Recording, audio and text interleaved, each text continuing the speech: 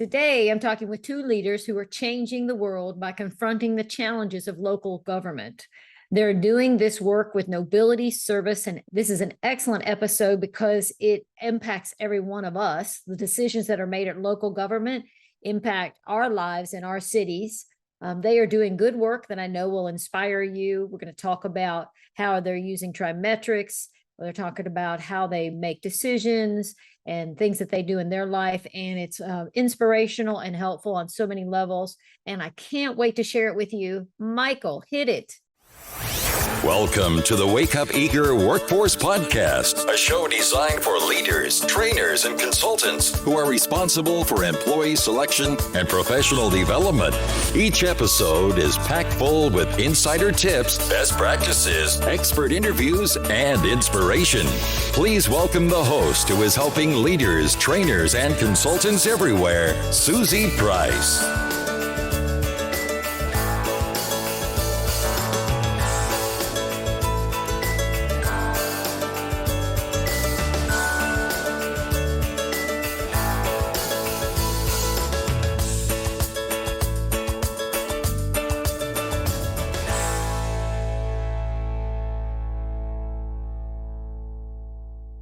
And you are listening to the Wake Up Eager Workforce Podcast. And my name is Susie Price. I am the founder of Priceless Professional Development.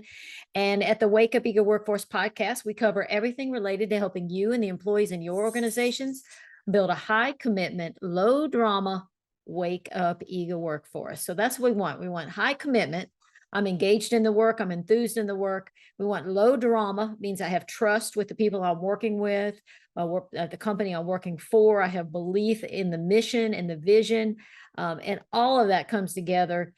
People interact with me or with our team and with the people, and they feel like they have rapport and meaning in their work. And all of that comes together to create a wake up eager workforce. And so we want to help leaders make good decisions about their people, make good decisions about everything they do in their work, and build that kind of environment, help you build that kind of environment.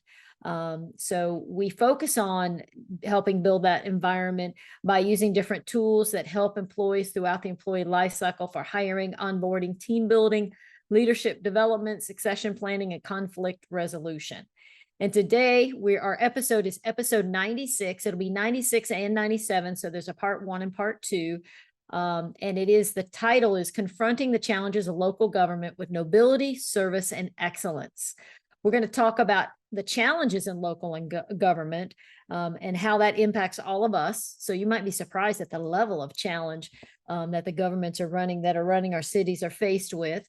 We're going to learn about T2 Professional Consulting, and their company is focused on helping local government and how they are using TriMetrix, which is a tool we talk about a lot here on the podcast and we use with all of our clients. They're using the tool to bring a freedom to decision-making within the organization because it creates some kind of consensus and agreement, and it's something they take and complete, and it creates a baseline, and it helps them overcome bias when they're making decisions, especially with high-level positions that are going to impact the city. And then it'll be interesting, I think, for you to hear how these leaders use their experience, their top motivators and communication strengths to inspire and support others. And so a rich discussion today. The show notes for today can be found at pricelessprofessional.com/local government, pricelessprofessional.com/local government. Now, let me tell you a little bit about who we're talking to today, and then we'll go right into our discussion. It's T2 Professional Consulting. They are a collaboration of government and corporate experts. They provide a host of services and tools to foster a healthier work environment. They help with leadership training, recruitment services, and other specialized consulting services to help them reduce risk, create healthy and safe work environments, and foster high productivity. So you can hear that their mission very closely aligns with what we do here at Priceless Professional Development. And I'm so happy that we found each other because I'm supporting them behind the scenes with their use of the TriMetrix assessment and some of the tools that we have as one of their partners in working with city governments. Let me tell you a little bit about Mike and Mica. I've thoroughly enjoyed getting to know them, and you're going to hear their level of honor in their life and the work that they do. But let's tell you a little bit of the facts here about he's the founder. Mike Wilson is the founder of T2 Professional Consulting and CEO. And he also has another company called New in Blue, where they focus on innovation for the police force. And he started his career as a police officer. And then throughout, he's worked on technology and overseen all kinds of design and implementation of software solutions, making communication and transparency and financial controls, all the software and the work that he has done throughout his career has been focused on making all of that work better.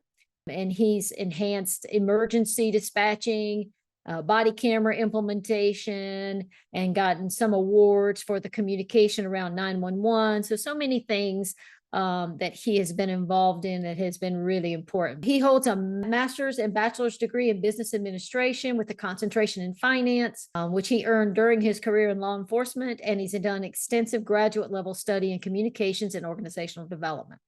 So that's Mike Wilson. Mica Lunt is a principal and chief operations officer for T2. He also started his career as a police officer and served as a police sergeant, police lieutenant, and a chief of police before he moved into consulting and some private work.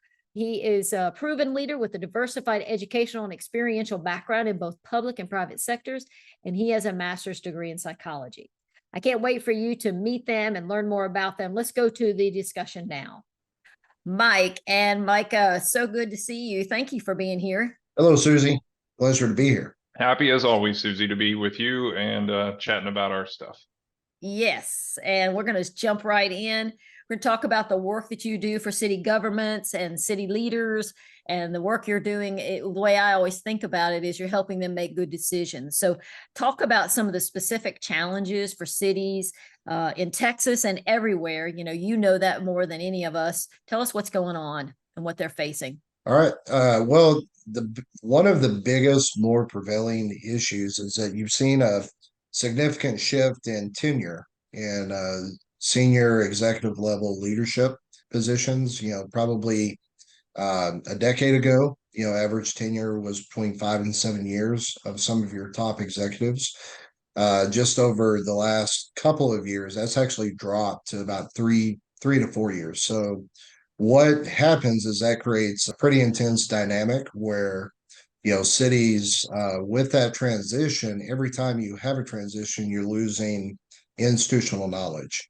And at the same time, it elicits, emotional responses, sometimes physical responses, because we know that change is almost always construed in a negative way. So that negativity will start to trigger, fears and anxieties and because we all fear the unknown. And what it does is it has really started to shift the model as far as planning, strategy, long-term planning in our municipal environments. So less experience, more change kind of creates a cauldron of fear within city council members who most of the time are city council members volunteer. Do they get paid? Yeah, mostly they're volunteers. So you have that dynamic going on in your governing body. But at the same time, it's really intensified when you're looking at the workers, the folks that are tasked with providing those services directly to the community. So you package that with everything else that is going on in our country and all of the fears. We're coming off of COVID where, there is a level of social unrest, dissatisfaction with how some aspects, whether it's federal, state, local, and the governance,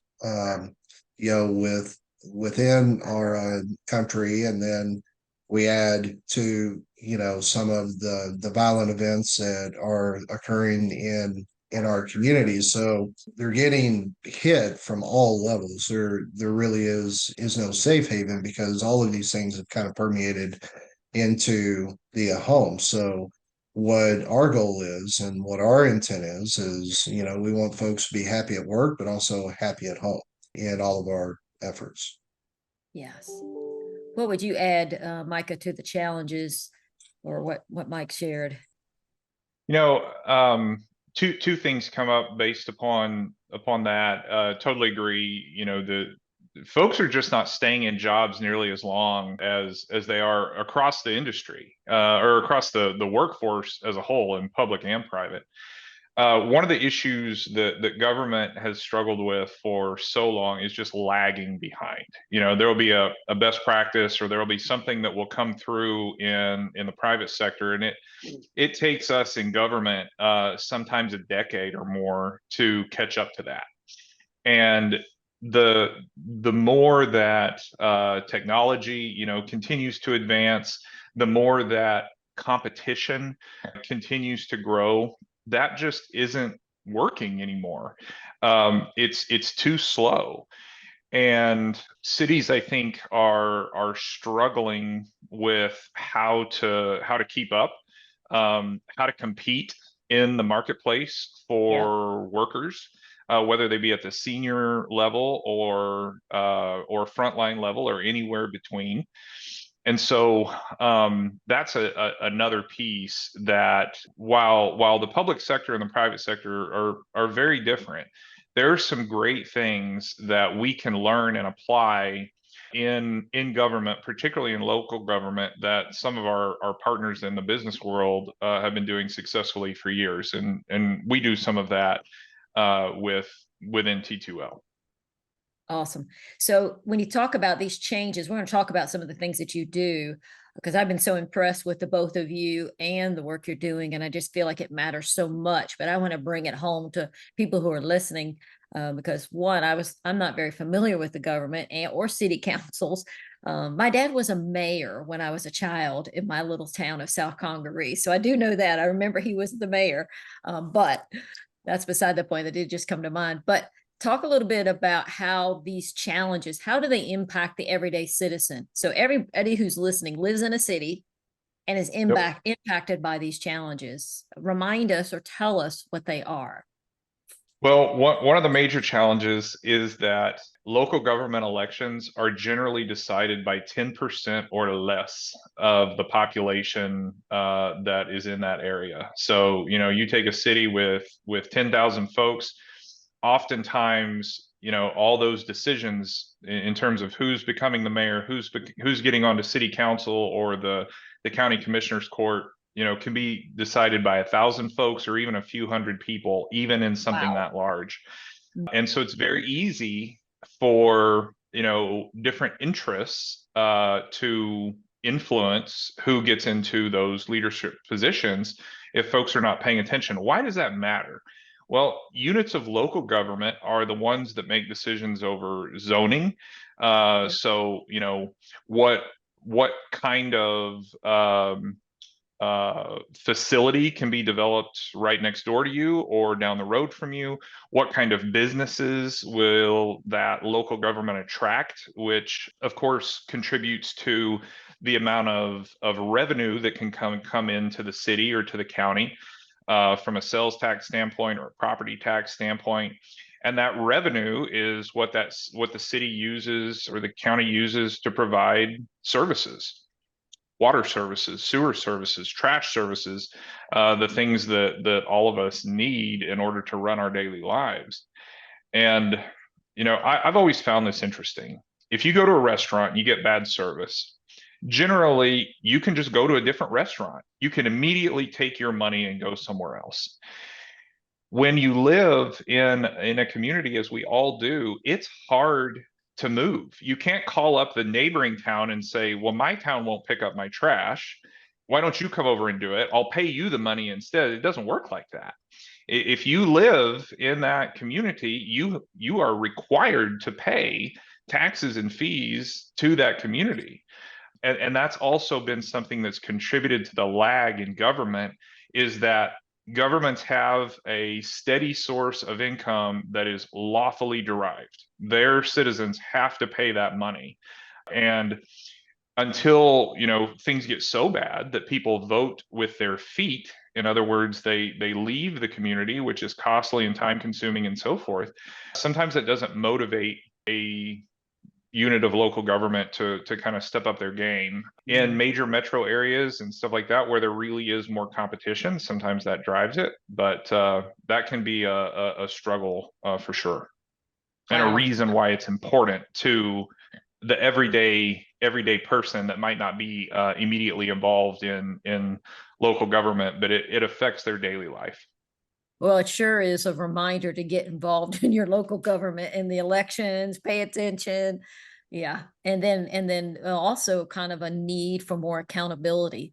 Sounds like that maybe, for the decisions that are made, which is interesting. Interesting. Anything and else? In our democracy, that comes yeah. down to the people. Yeah, it's the people. Yeah. Yeah. Anything you would add, Well, Mike? I think Mike hit the nail on the head. It's all about empowering communities. There's a lot of frustration because communities feel that they have not been empowered as they once were. So what you have is really just a lot of things that are driven by fear. But the fear that we're talking about is the fear of the unknown. And kind of going back to, the opening, when you have shorter tenures, you're not going to have the rich relationships that are going to lead to, trust, not just because people are losing trust in the traditional framework of government. And the only way that we build that is through relationships. So with the shorter tenures, we're losing those rich relationships that can transcend, the fears or the lack of trust that people hold within governmental framework. Wow. Hence the reason I am so excited that I get to work with you all, because I'm so excited about what you're doing, which is trying to right size some of these challenges and trying to help communities be more functional and less dysfunctional, manage their fear, manage all these challenges. So I wanted for people to really get it, because I don't think I always paid too much attention to it, but I'm much more aware of it now that I see the challenges that you take. And they are big challenges for people to step into. And so I've been impressed with your ability to remain steady in the midst of some turmoil sometimes in different places. So talk a little bit about your work experience. I've already shared your bios, of course, but talk about how your training and your work experience makes you ideal for this work, and maybe a little bit about why you each personally do this work. Well, I think it all starts with where you come from. Mica and I both come from public safety as kind of our baseline, and we were raised up in the nobility, and to really succeed in those roles, you have to have a true servant's heart to place others above self. And I think that prepares you in a few ways. One, to deal with crisis that we often encounter when we go into situations, be able to slow down, actually to speed up, to process what's going on through honed observation skills, fact finding, etc. Just those hard skills, but to go really a step beyond to the soft skills and leveraging the ability to build rapport and build rapport quickly, because in the role of a police officer, especially when you're rolling into critical incidents where a person just experienced the worst day of their life in many cases, the ability to quickly establish rapport and a level of trust goes a long ways, and within that scene, but also within their ability to recover from whatever they have just experienced. So operating, within a hypervigilant state, just going through, the ebbs and flows that are associated with that career personally allows us to not only validate people's feelings and where they're coming from, but also to understand that when we work in government, there's stress and there's trauma. But what COVID revealed to us is that no one is immune to it. And that stress and trauma can be created in a lot of ways, through, what we're seeing all day, every day on television, through news reports, fears being communicated through social media, through, face-to-face interaction. So our ability to be able to see how all of that is interrelated and plays into the function or dysfunction of an individual, a team, a group, an organization, a community. I think that's what really positions us to best serve. That's wonderful. What would you add, Mica? Yeah, so my story specifically, as Mike mentioned, I remember, when I was a beat cop, I just loved it. I mean, it was incredible. I would go to briefing, sit down in briefing, talk to everybody, go get in my squad, go to my corner of the world, and that was my corner of the world to keep safe for the next 12 hours. And it was just incredible experience. And then as I promoted and started having formal leadership responsibilities, it sort of became my goal to get folks to experience that same reward of seeing the direct actions that they would take in terms of how that helped a victim get through something difficult, or by stopping this person that was drunk when they were driving, keeping the crash from happening that you also have to work from time to time, and just seeing that stuff. And as that transitioned into executive leadership roles, and now ultimately with what we do in T2L, whether it be in public safety or it be in public works, we work with a city right now that one of their major issues that they're trying to combat is trash in the community. And so we put a measure on that of miscollections. How many times is it happening per week that we're missing picking up residential collections? And we're tracking that, and then we're seeing that decrease over time through increased training, increased standards of accountability. And the community is now starting to make social media posts and so forth about that community being cleaner, and they're establishing more pride back into the community. So my whole piece has really been trying to take the public servant and getting them to experience the incredible reward of helping folks, because most of us don't get into public service for money. We get into it for this notion of helping our fellow person that we also live with, that are part of our community, and seeing that impact. And so I've really enjoyed that aspect of my career, and seeing those rewards.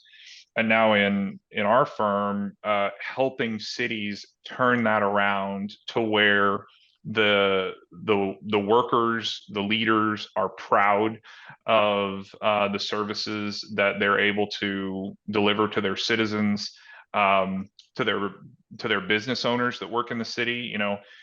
Anybody that owns a business that works within a city has probably gone through a permit process, needing to get a permit or a certificate of occupancy and things like that. Well, that can be a bureaucratic process that takes a lot of time. How efficiently does a city churn those out? Do they make it easier or more difficult for someone to do business within that community?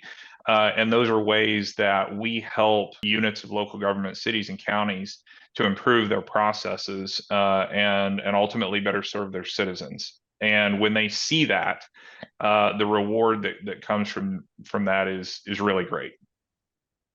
Has a big impact on a lot of people. When people are hiring you, so I'm hearing about trash and figures for the permit process. Are they hiring you for everything, anything? because the little part that I've been involved in is when they've been hiring a new city manager, and that is a paid position, and the city council hires the city manager.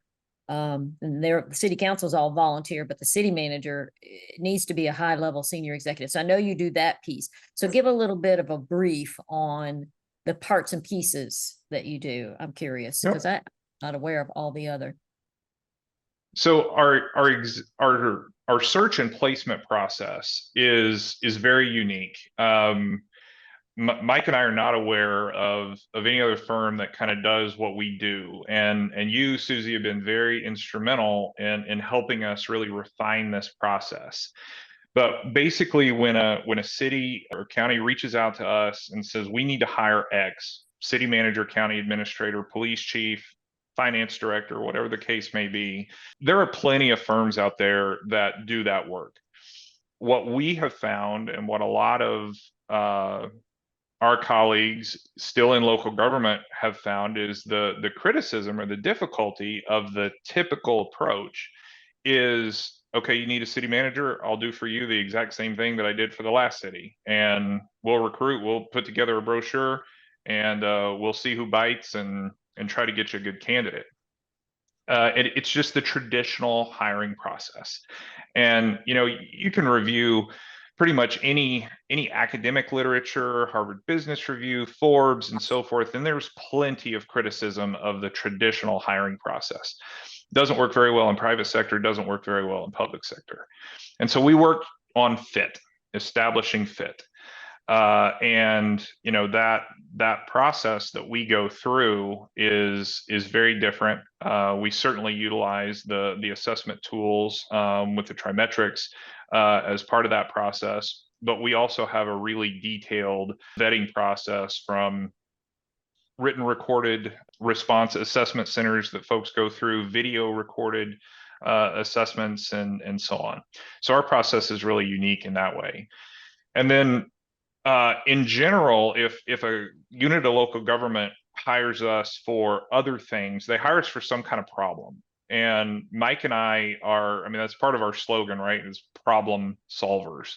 That's what we do. And fortunately, we've been in a lot of positions where over the course of our career, that was what was handed to us, is some kind of very significant problem, usually where the people that are in place were not being utilized to their full potential, whether that be barriers in communication patterns, or it be a toxic environment, or a whole host of other things.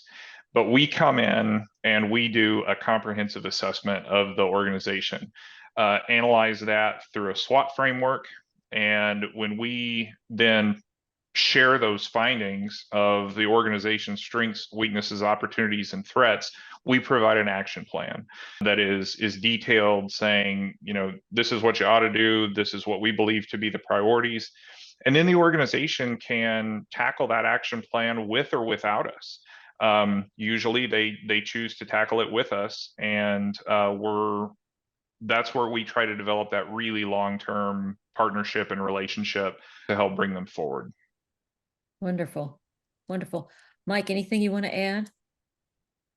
The only thing that I would add, what really sets us apart in that problem solving role, is that we don't just limit those capabilities into one particular area. We have a strong and rich network of affiliates that work alongside us. And our goal with any client is to be a trusted advisor, to be available to them even long after the contract is concluded, for them to use as a soundboard, or to reach out. So, within that network are national experts. It's people that can help, especially municipalities, work through and identify funding means to complete critical infrastructure projects, and to navigate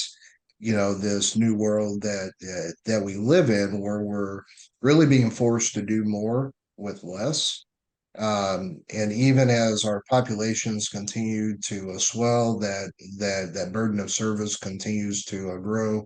And by being able to leverage all of these resources, because we never want to be all things to all people, but what we want to be are good friends and good partners, and be able to do the legwork to identify, people in various industries that are high integrity, whose heart is in the right place to package good sound solutions to these communities.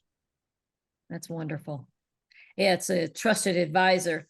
And then you've got this network that they don't have to go do all the searching. Especially when you think about a city manager who has a very full plate, very big budget, lots to run, and including the city council and trying to get their approval. I mean, it's when you think about the challenges within a city, it's amazing that anything gets done.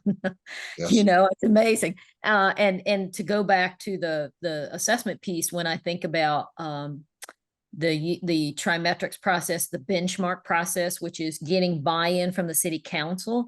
I mean, I've used that in corporations where you got the president and the COO who can't agree on the new CMO. And so they never can hire a new marketing officer because they never can agree what the person should do.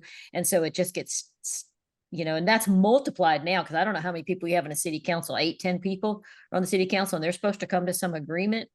Right. And so I think I love the process, but I also love more your ability to take it and use it so quickly and so effectively to help them come to some good decision. The benchmark process is a group of people it's a patented process that helps a group of people come to consensus about what is needed on the job for success, so that when they're looking at candidates, the bias isn't there. They're actually looking at the template for the job. And so can you speak a little bit to that? I mean, my understanding of the craziness isn't a good job. The challenges is a better word within a city council and this process. Can you speak to that for just a minute? I don't want to over highlight that because you do a bunch of things, but so many of my community know TriMetrix. So I'd be curious.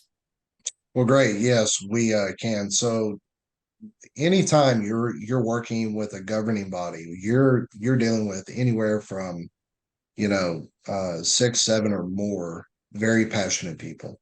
As you stated earlier, they're not being paid for their volunteer service, but they want to make an impact on their community, and they want to serve. What we have found with the tools like the benchmark is that number one, it gives them freedom to construct their committee however they wish to construct their committee. We've gone into cities where council served in that role, but we've also served cities who said, no, we want a representation of council, but we want to represent every aspect of our community. Let's bring in a couple of residents. Let's bring in some staff members. And that really is a cool experience when you can do that. But what it does is it establishes that baseline, and it establishes an anchor that we can go back to, because face it, we all have our own agendas in life. We're all framed by past experiences. We all hold bias in some form or fashion. So absent an anchor that we can all kind of go back to and hold on to when we're going through a very intensive process, they're very critical decisions that have to be made that can have lasting implications on communities and on people's lives. So it helps them manage their stress. And so many times, we'll get to an impasse, and we'll bring them back to the superior performance attributes that they created, or we bring them back to key competencies that they identified, and that's them. We're simply facilitators in that role.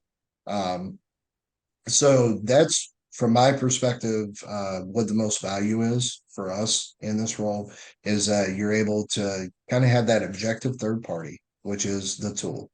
And it's a product of their efforts, their passions, their inputs, to always bring them back to remind them. And in every instance, it does a great job in calming a room, bringing focus back to where focus needs to be, so that decisions can be made, and we can actually have healthy disagreements without casualties, in the form of broken relationships, broken trust, and those things. So much that I like about that. Healthy conflict without casualties, I think, is how you said it. That's Yes. well said. That is well said. Some other things that were said earlier that I want to highlight, and then Mike, I'm going to come to you and see if you have any more comments about this, what we've been talking about, and then we're going to kind of go into more about you and your careers. Is what I wanted to highlight a couple of things that you said, and both of you said it in different ways, but the word that stood out was nobility. And that you say that word, nobility, servant's heart, putting others above self, is truly what I have seen from both of you, and what I see in this work and in the work of top police officers and top city managers. They're nobility, and there's just something very strong about that. And the other thing is, what I see in both of you are these skills that we measure actually in TriMetrix. And it's the ability. We always say if you score high in these, you could go work in an emergency room. One of them is, you think about emergency room, trauma's coming at you in every minute. How do those people remain calm? Well, they have developed high resiliency. So it's the ability to bounce back from stress.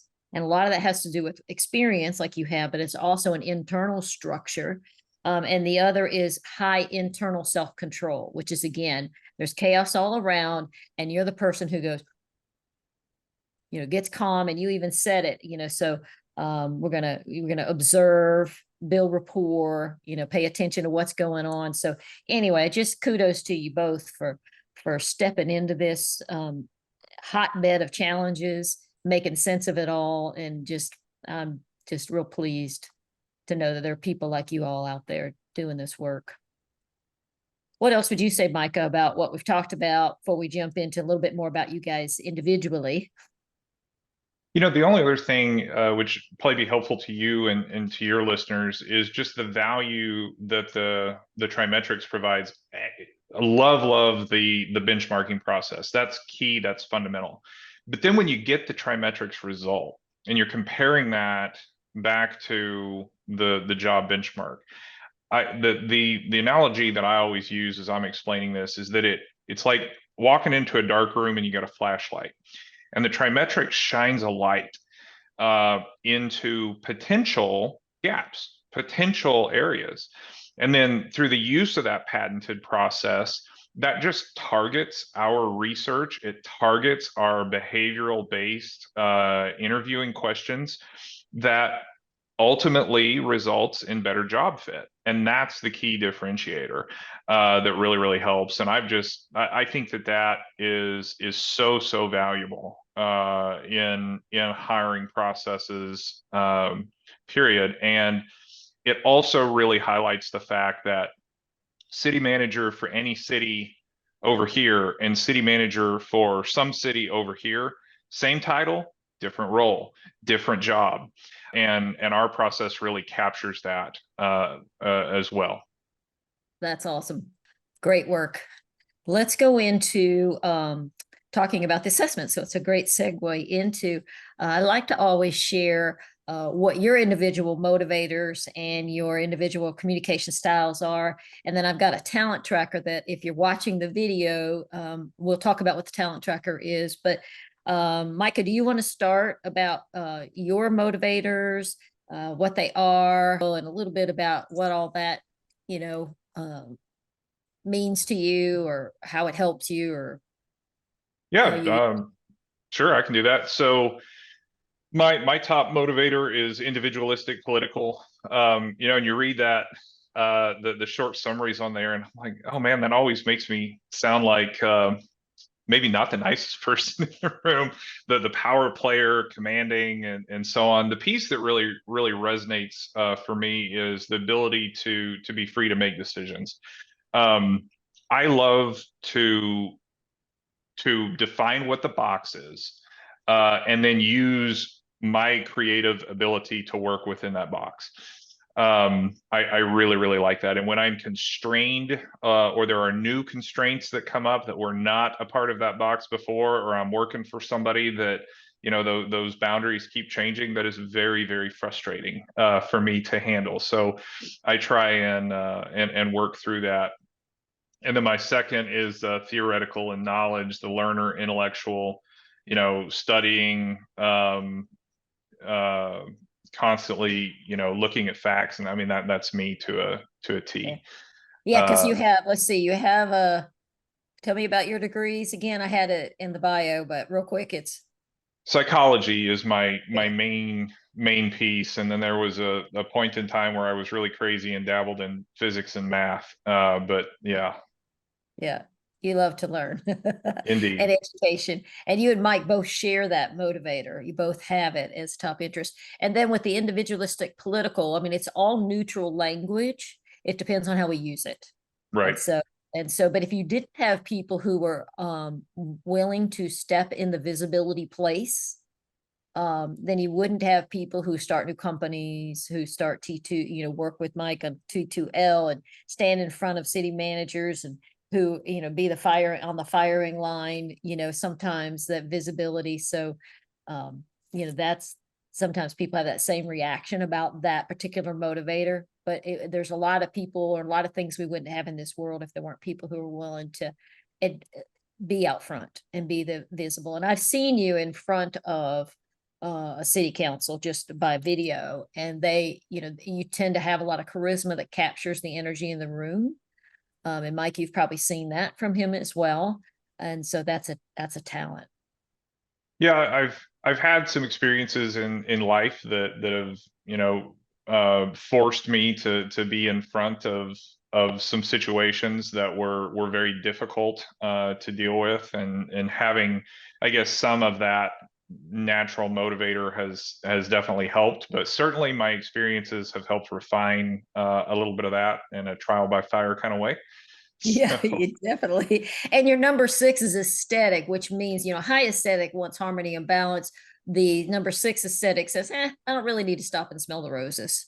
I'm good. I'm good with, I don't love chaos around me, but I can handle it. It doesn't send me under the covers and hiding under the bed kind of thing. Yes. Do you see that? Yeah, and I mean, from that of just pausing to take some time for self and things like that, I do have to be reminded of that from time to time. Yeah. So we have our strengths on all of these, and then there's like, okay, what does that point to as a potential? Oops, I might overdo sometimes. That's cool. We all do it, right? How about you, Mike? I love seeing your motivators, by the way. Pardon me? I love seeing your motivators, by the way. Yeah, so where Micah and I share, we're theoretical. I'm really driven by this. This is my top motivator. Um, you know, um, Continuous learning. Sometimes it can be about just some abstract things. So, but I do like facts. I do like to identify the truth, and try to become an expert in anything that I endeavor. Probably my second motivator is a very high driven passion, and that's the social altruistic. Um, I have a hard time saying no. And I also, throughout my entire life, I really would do this free. And if it was at all possible, and I think a lot of that's just driven through upbringing. I'm a second generation cop. So I grew up, seeing parents, serving. And back when they served, it was not rewarded financially like it is now, or with the equipment that they're provided, or the training. So coming from those humble means, in a family of public servants, I really think shaped that. My number 6 is I hate the box. I'm very low on Yeah. on It made me traditional. smile when I saw that number 6, and he scored it indifferent, which, if you don't know what that means, is like, I really don't like it. Yeah. Yeah. I mean, it's I'm always looking for better ways to do things. It is not logical to me why we continue the same approach, and we expect a different outcome. A lot of times when we go into clients, I'm the first one to tell them, especially if they're dealing with a level of turmoil, we're not talking about a person or people. We're talking about your system, and your system's broken. Why are you doing it like that? Well, it's how we've always done it. And so that motivates me to find new ways to do that. And it's interesting, a lot of the government is traditional regulatory, which is, why there's a lag behind. So what a great thing that you both, like the individualistic that you have, Mica, and then the number 6 traditional regulatory, which is that we don't have to continue to do it this way. It can be done different, is really bringing something to the table for these folks. I mean, you're driven by doing it new. And then on top of that, you've got the servant's heart, and then on top of that, both of you have this beautiful experience. I mean, it's just like a formula for goodness all the way around, as I see it. Yes. Very cool. And what I smiled about with you, Mike, is if you didn't know Mike, if you can't see him on video, you would be intimidated by him because he's got a kind of a strong looking, and both of you are strong looking, but you could be very serious facially if you wanted to, and so you wouldn't know that there's a Mother Teresa lurking within until you get to know him. Right? Absolutely. Yeah, that's cool. That's cool. And so the communication style, you both had similar communication styles, which is the high D and high C, which is task orientation, which is getting things done and thinking them through before you get them done, working that way. And so communication wise, you probably really connect because you communicate similarly according to the assessment. Any thoughts on that? Really, it's there's not a lot of stress around the communication. It's really, we take on a project, and we can lay out what that project will be and the steps in that project pretty quick with some different milestones. Sometimes because I'm so high on the theoretical, I would like to have more information to process that may frustrate at times. But I'm a firm believer, let's measure twice, cut once for the sake of time, just because that makes sense. But no, it being very similar on the communication style makes it easy to take on these hard projects and be successful. That's awesome. That's awesome. I don't know if you can see now. I just shared the talent tracker. Can you see it? Yes. Okay. So if you're watching the video, you can see this. This is an example, and I don't think I've ever shown this on a podcast before, but Mike and Mica said it was okay to do it, especially since they're sharing their motivators. But the team talent tracker gives the team member's name. You see Mica's name first, and then you see the motivators, what they just talked about, number 1, 2, and number 6, and then their communication style. And then you see Mike below that. And then there's a little cheat sheet on the page. So I just want folks to know that that's available to help your team communicate. So you can very quickly be reminded of what Mica is most interested in, what Mike is most interested in. And so in your meetings and discussions, what you most and least want. And then there's a back page that is usually pretty helpful. Words that work, blind spots, and stressors. So the talent tracker is a free tool that people use. And so it helps teammates. You guys have known each other for a while. And so probably most of this was not new news for you. But for teams that go through any of your training or, trying to remember, what was that? What was the style? How do they like to communicate? And then there's a very short little communication tool right here that talks about this. So the D, the high style tip is, and I can imagine your interactions with each other. Okay, you got it. Okay, good. See you later. Because the high D says, be prepared, be brief, be gone. So very, very quick conversations. I'm sure you do talk more too, but in general. And then the high C is use logic, give them time, and give them all of the details. So it's kind of like a little key there. So just wanted people to know about that. And I didn't know if I can't remember if y'all used the talent tracker yet with clients.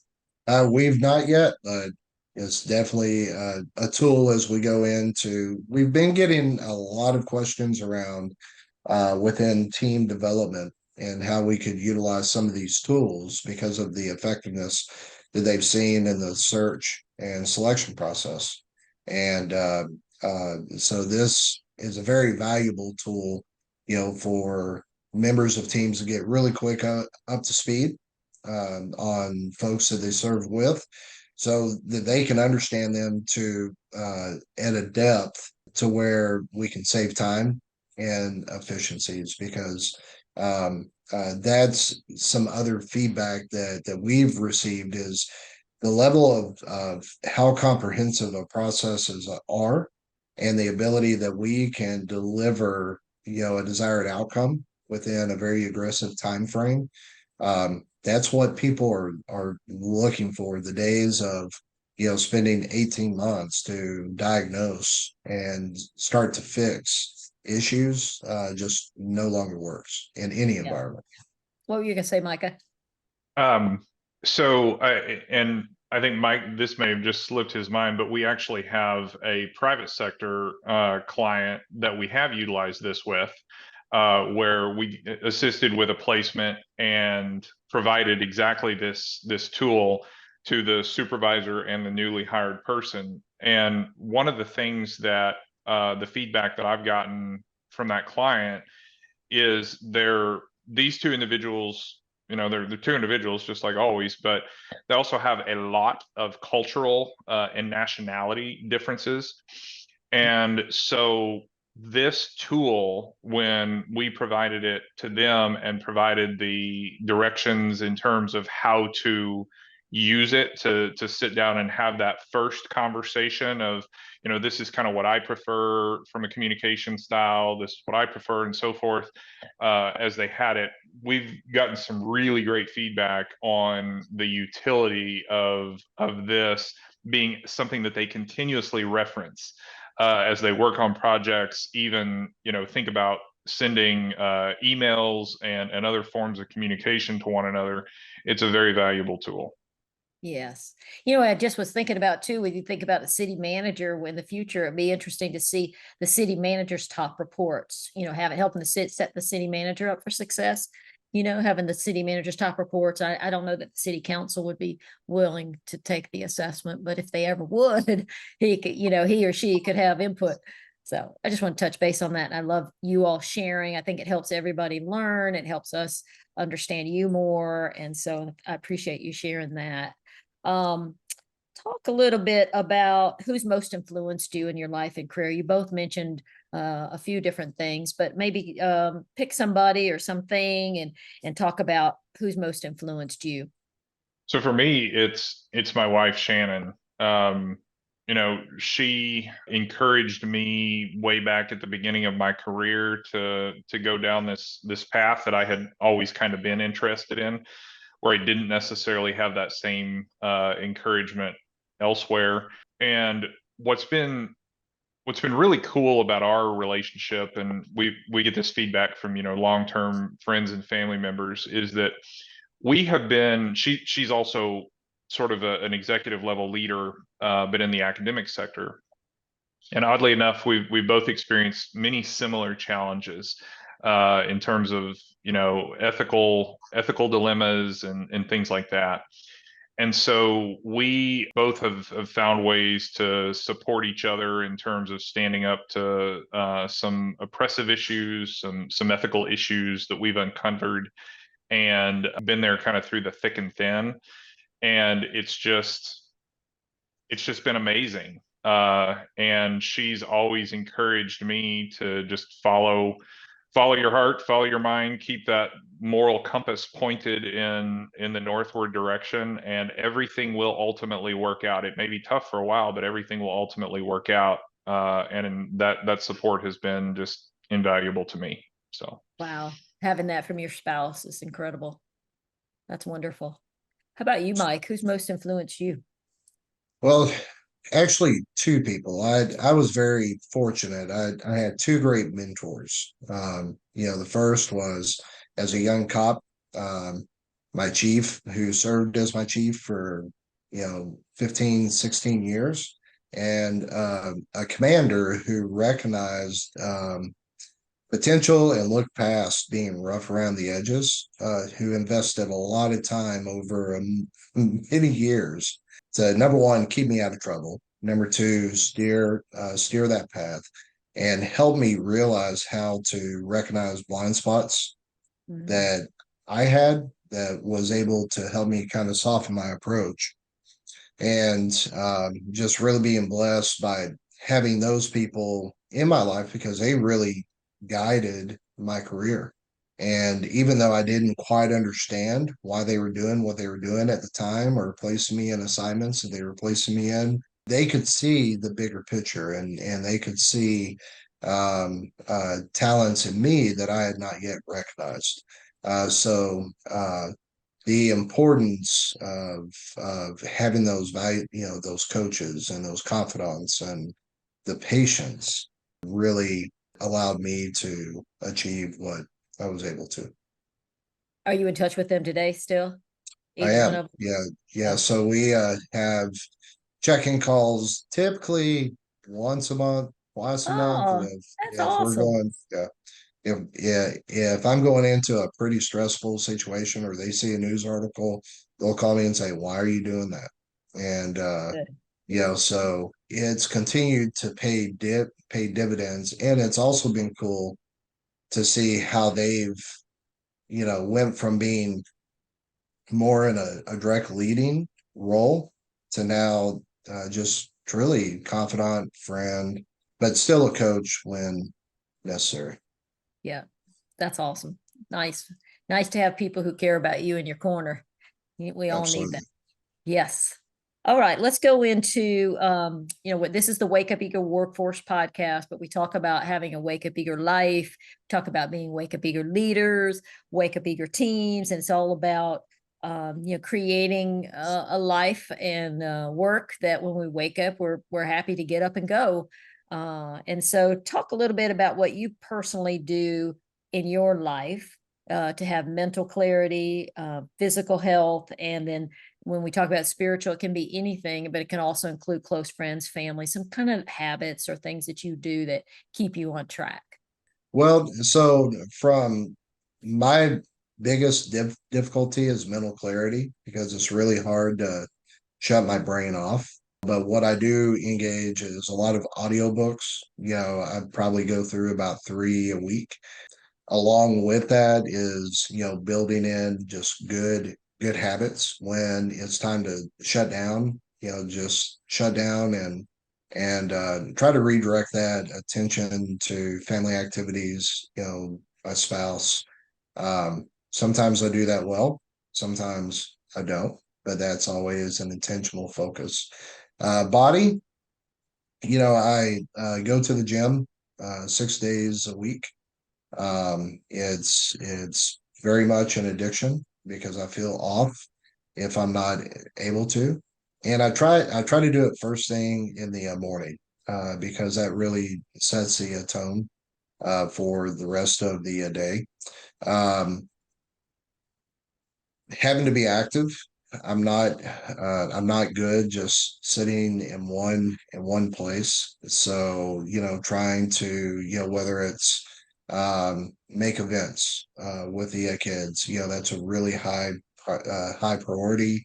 Staying in touch with friends or you know, folks that you can say I consult with, but they're just not, they're just friends, and it's good times to get out, experience, kind of go into their neck of the woods and see how things are playing out there.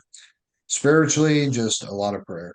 You don't get to this point in life doing the job that we've done without a force much powerful than you looking over you and guiding you. So I try to live in a state of gratefulness and thankfulness for that, and also remember that we wouldn't be where we are helping the people that we're helping if it's not part of what I believe is my purpose. for this point in life. So just really trying to stay grounded. Wonderful. Wonderful. Mica. Really pretty similar along those lines. The totally agree with what Mike said. If the good Lord hadn't been number one, having a sort of a higher plan than what I had a couple of different times, and just watching over, I wouldn't be anywhere where I'm at. I do listen to some podcasts, certainly yours, but yours is more for work. Simon Sinek's Bit of Optimism is one of my favorites. I really like his material on there because it's just all over the place, but the similar theme. I really do enjoy that quite a bit. Body, I've got a pretty nice home gym that I utilize as well. I haven't done it on this podcast, but I stand up a lot. Jack up this standing desk. I've even got a little treadmill in here that I walk on sometimes, so that keeps me moving around while I'm working. I know you've got your stability, like balancing ball thing you stand on sometimes. Yeah. I haven't tried that yet. Board. Looks like a surfboard. I may fall if I do that. Yeah, it's fun. Yeah. And then family. I love to be in the outdoors, boating, hiking, backpacking, all of that good stuff. I've got 2 4-legged kiddos that I like to take everywhere. They're behind me asleep right now. But the dogs are certainly an important part of my wife and I's life. So they all keep me sane. That's good. That's good. It's important. Okay, so what advice would you give your 20-year-old self or 25-year-old self? For me, absolutely. I wrote this down whenever I thought about it. So I'm a PhD school dropout ×2. Been in 2 different PhD programs, didn't finish either one of them. That is an unnecessary marathon for anything that I am destined to do. And it took me 2 different programs to figure that out, and a lot of money and time. That being said, I am about to finish up my MBA, and that's been an incredible experience of learning the true business acumen that I needed at this point in my career. So, again, that theoretical motivator has always been there, but the PhD realm just was not. It is not necessary for what I need to do. So I would say save your time, save your money, devote that to something else. Yeah, exactly. Don't do that twice. But you benefited from it, and it's got you to where you are. But yes. How about you, Mike? What advice would you give your younger self? Not to overthink things, because that caused a lot of stress and just a lot of wasted time to being theoretical, but also the social altruistic. So you can easily get into your head and create a lot of frustration because you want to fix everything. You really want to stop the hurting, and sometimes to your own well-being that can cause more harm than good. So my advice would be don't overthink.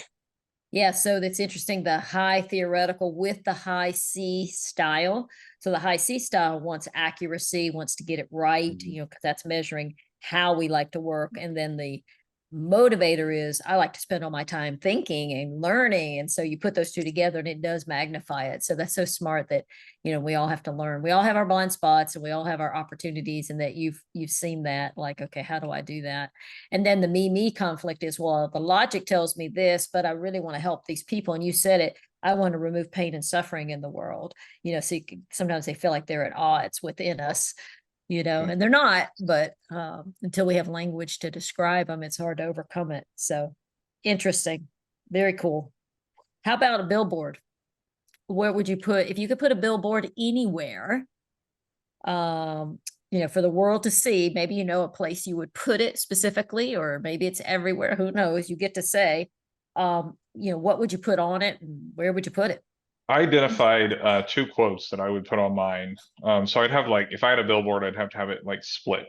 There would be Okay. the two sides. But the first one is the price good men pay for indifference to public affairs is to be ruled by evil men. It's a quote by Plato. And that just speaks to what we talked about at the beginning of the podcast of local government, the indifference to that, yet it's far-reaching tentacles that touch everybody. If you don't pay attention in a democratic situation, it really it things can go badly. Did And you say the so quote again before you go off of it? Say it again. yeah, absolutely. The price good men pay for indifference to public affairs is to be ruled by evil men. Quote Yes. by Plato. Yes. And then the other piece, which represents a lot of what Mike and I have been able to do successfully with T2L, is to stop being afraid of what could go wrong and start being excited about what could go right. And that's by Tony Robbins. And very, very often when you start talking about progressive approaches or a different way of doing business, we hear, but that's the way we've always done it, this resistance to change. And well, if we do that, this could go wrong and that could go wrong. Okay, but what if it actually worked? What if it went well? And just because we embark on this journey doesn't mean that we can't make modifications and tweak things as we go through. But that can be a real struggle to get folks to take that initial motivation to kind of go on a new path. Wonderful. I like both of those. What do you think, Mike? Are you just going to tag on to his billboard or you've got your own? Well, I send a lot of different kind of quotes out to my kids, probably 3 or 4 days a week, and one that I really share with them often is number one. I'm a Teddy Roosevelt fan, so I would probably have to have two billboards. But, one would have to be huge because it's referring to the man in the arena. And I don't know if you've ever read that piece. And, the man in the arena, you know, Todd really applies to what we deal with and what we're struggling with today in today's world. It's not the critic who counts, not the man who points out how the strong man stumbles or where the doer of deeds could have done them better. The credit belongs to the man who is actually in the arena, whose face is marred by dust and sweat and blood, who strives valiantly, who errs, who comes short again and again, because there is no effort without error and shortcoming, but who does actually strive to do the deeds, who knows great enthusiasms, the great devotions, who spends himself in a worthy cause, who at the best knows in the end the triumph of high achievement, and who at the worst, if he fails, at least he fails while daring greatly, so that his place shall never be with those cold and timid souls who neither know victory nor defeat. That was something that we had to memorize as freshmen for our football team. Oh, And wow. That's fantastic. What a great coach this, you had. oh yeah, amazing coach. And that really stuck. And the shorter, more poignant quote is this: "It's hard to fail, but it's worse to never have tried to succeed." And I think a lot of times we forget about that because we're so focused on not failing. But Yeah. it's through those failures that we learn how to fall forward. And it's through many failures that we reach success. And so being a TR junkie, those would be the two messages that I think, for good and for bad, have guided my life and my focus. But I also think that those are two messages that our young people need to hear. People our age need to be reminded of. And our citizens who are senior to us, they knew it. And we saw it play out in all of their achievements within their lifetimes. It's wonderful. With that last quote, it made me think of, you can't get it wrong because you're never done. You can't get it wrong. So keep going. But fear Absolutely. really does stop people. You have to try. Those are great. Those are very inspirational. I'm very inspired from having spent this time with you today, and knowing you prior to this and our future work together. I'm just real proud of who you are as people and the work that you're doing. I want to close with one last comment from both of you. What advice or wisdom would you want every city government leader or all leaders to remember from our discussion today? That is a good question. Mica, if you have something at the tip of your tongue, I'll let you move forward.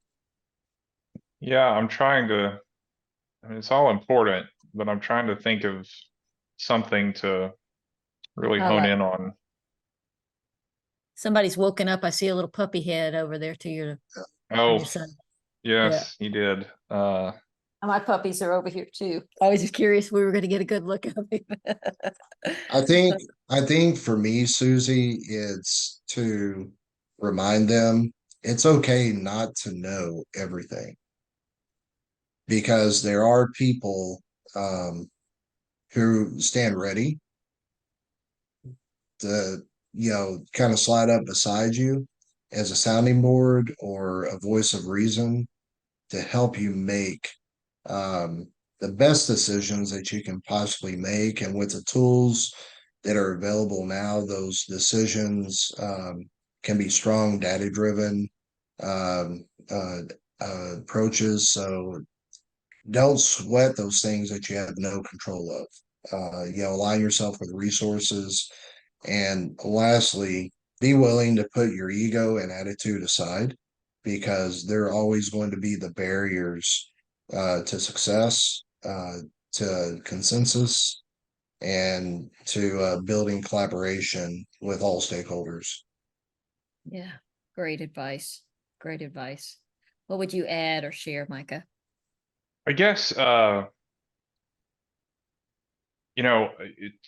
particularly to your question of what would be something for government leaders, is that one of the things that every single government leader shares is the burden of protecting the public trust.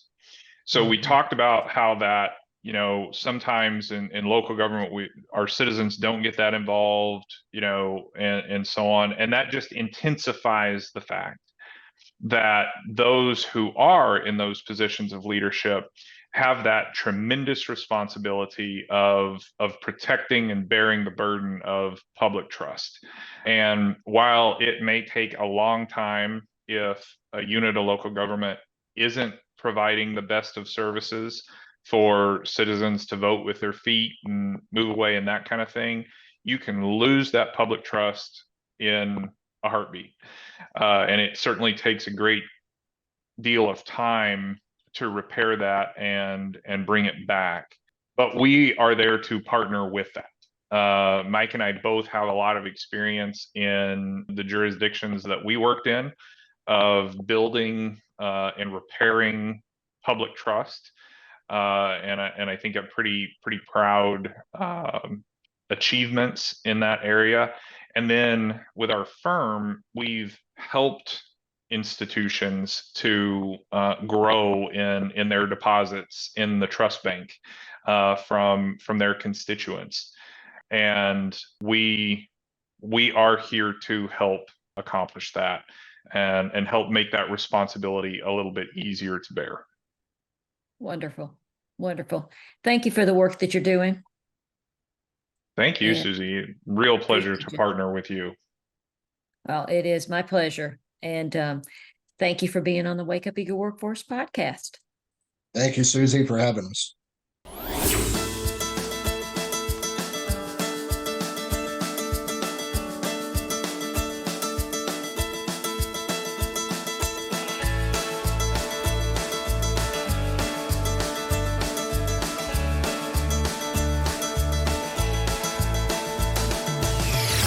This episode of the Wake Up Eager Workforce Podcast was brought to you by Priceless Professional Development. Thank you for tuning in. If you enjoyed today's show, head over to pricelessprofessional.com to gain access to more professional development resources.